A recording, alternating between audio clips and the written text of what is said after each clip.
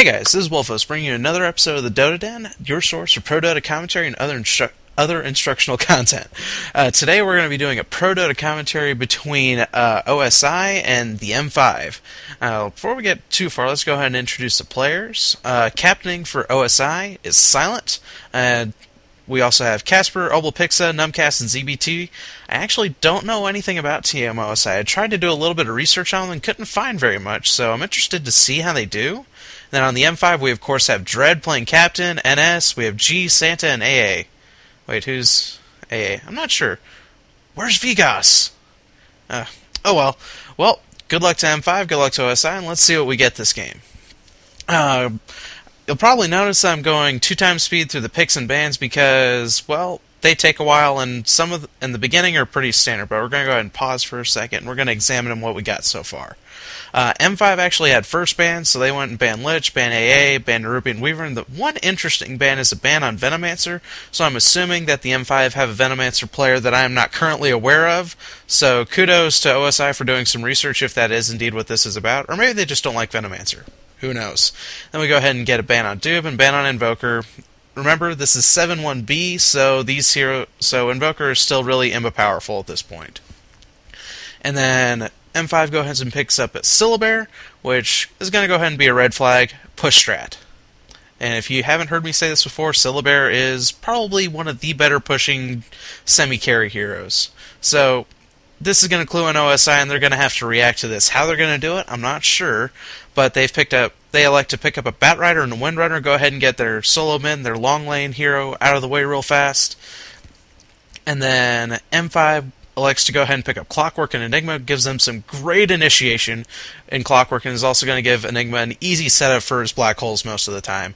And then OSI picks up their, another support in Witch Doctor real quick, and it transfers to the second ban phase, and M5 goes ahead and bans Necrolite. I'm not sure what this ban is about. I don't really know where they would stick him except in the tri-lane, and I think that they would elect for something a little bit more powerful with their current lineup, and OSI bans Pugna, realizing that they have some caster-heavy heroes, and Pugna could really screw them up pretty hard.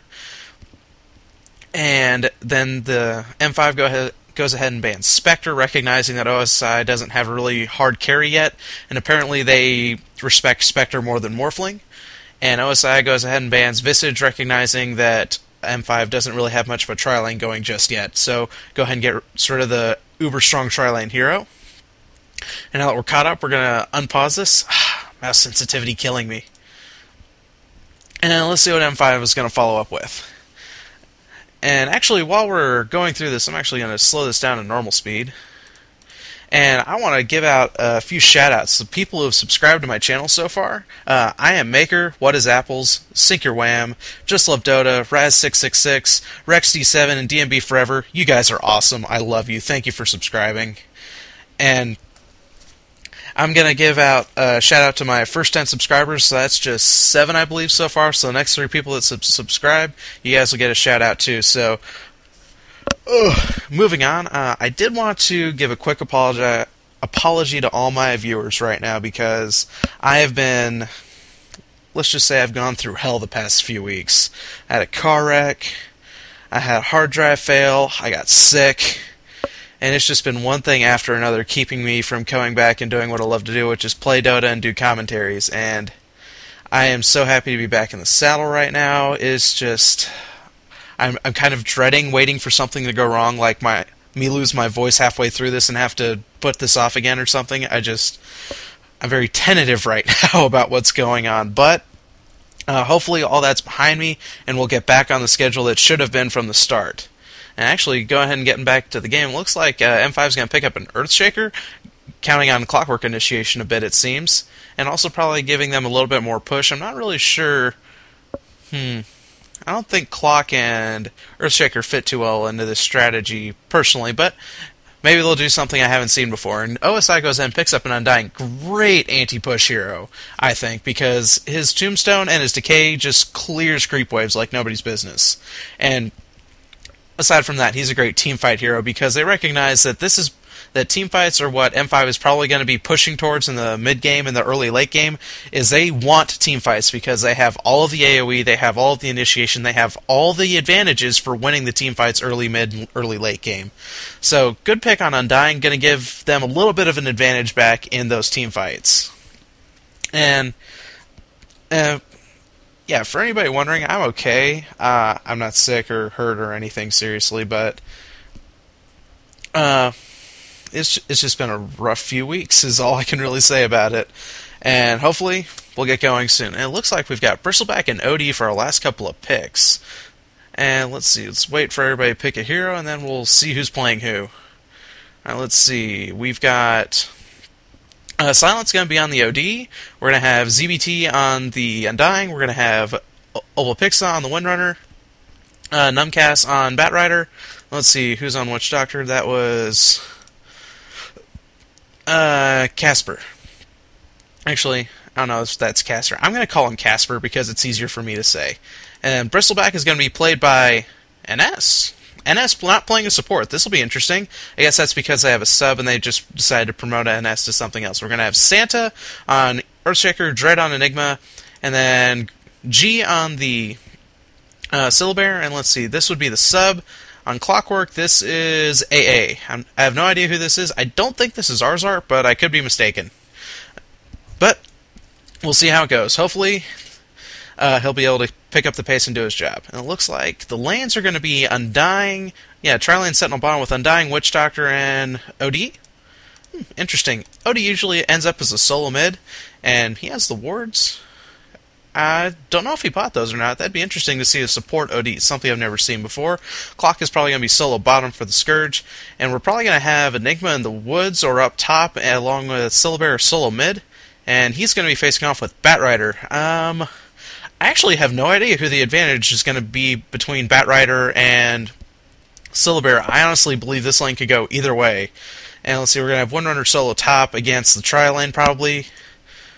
Maybe? It's going to be Bristleback, Enigma in the woods, and yes, maybe just babysitting. He's got an Invis rune, so we might see some action happening mid if we can get a good block off on the Batrider. Syllabear and Earthstrike could very easily just kill him.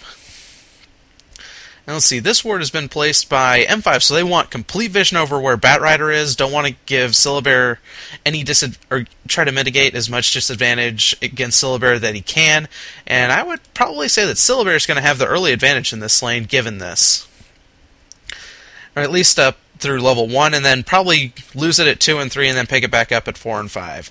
Looks like Earthshaker is going to be wandering up towards the top. Looks like we might see a gank on this Windrunner, who is harassing the heck out of this Bristleback, and there is a block, and Bristleback is unfortunately a little bit slow, and Windrunner, great tango shot, just gets herself around the Fisher and is not blocked by Earthshaker, and Bristleback rock hard place, did not want to get caught in between those two. Let's see how this bottom lane is shaping up.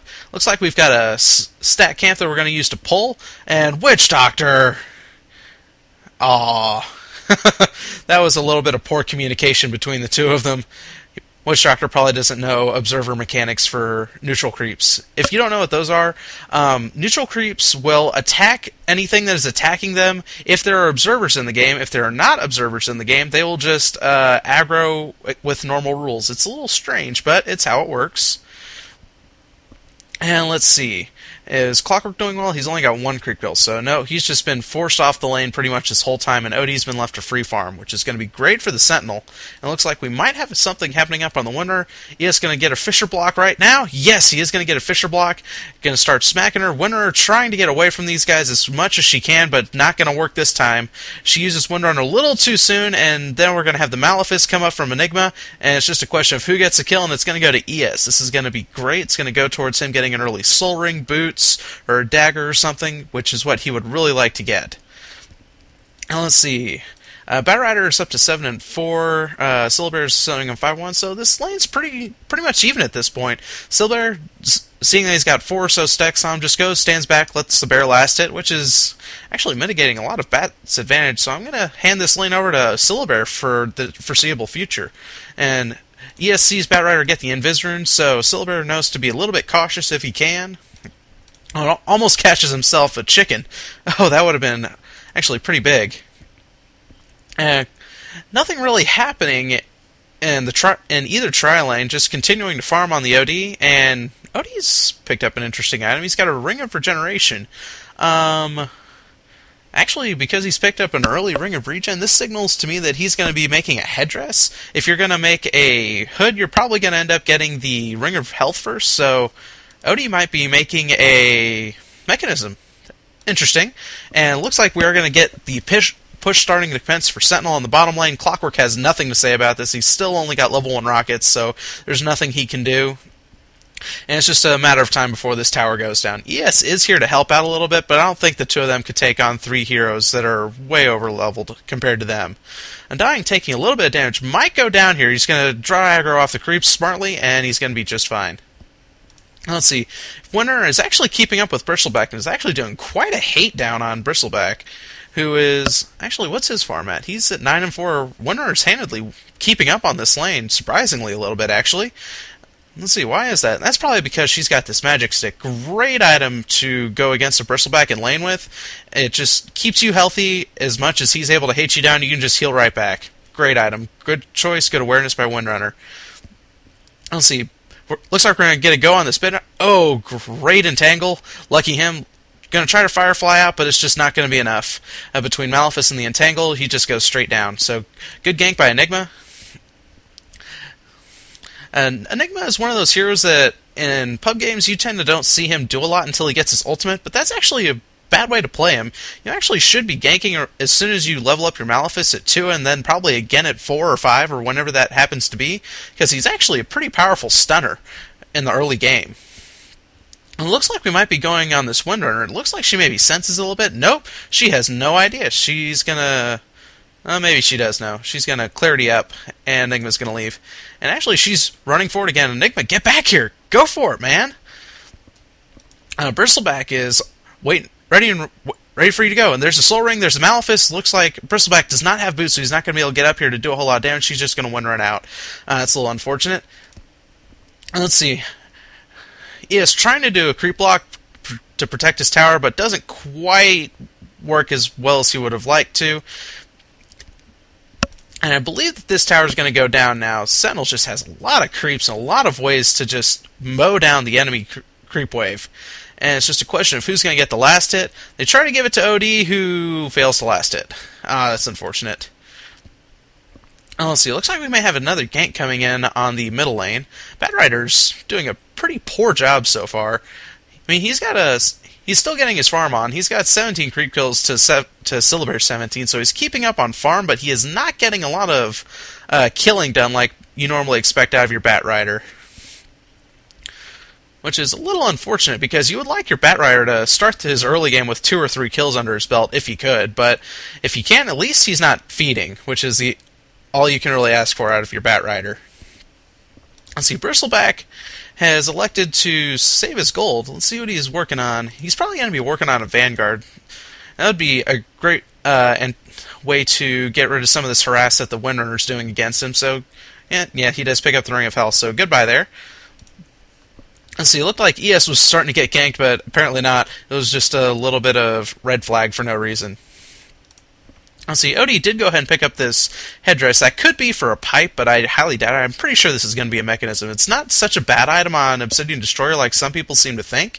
It's actually a pretty decent item most of the time. It gives him armor, it gives him HP, gives him the ability to stay in lane a little bit more, and because of his aura, he actually almost always has mana to cast it. It's very rare that you see an OD without mana, which tends to be a problem for some mechanism carriers, is that they tend to want to use their mana on their other spells. They don't always save mana to use the mechanism. So this is probably they're probably doing this on purpose and letting Windrunner go for a different item. Looks like she might be getting a kill here on this Bristleback, but nope, not quite. Bristleback's just too tank at this point.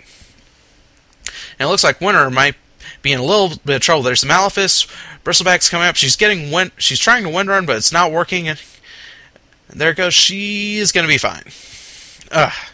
Unfortunately, Bristleback doesn't have boots yet and was not able to get in range to do any sort of attack, so a little unfortunate. Looks like this second tower might be going down as well. Sentinel really just forcing the issue in this bottom lane. They have forced Earthshaker to come down here and help out the Clockwork because he is not able to do this alone. They need his Fisher to slow this push down somehow, and they're doing a really good job of that so far. Undying has come close to death 2 or 3 different times, but it just isn't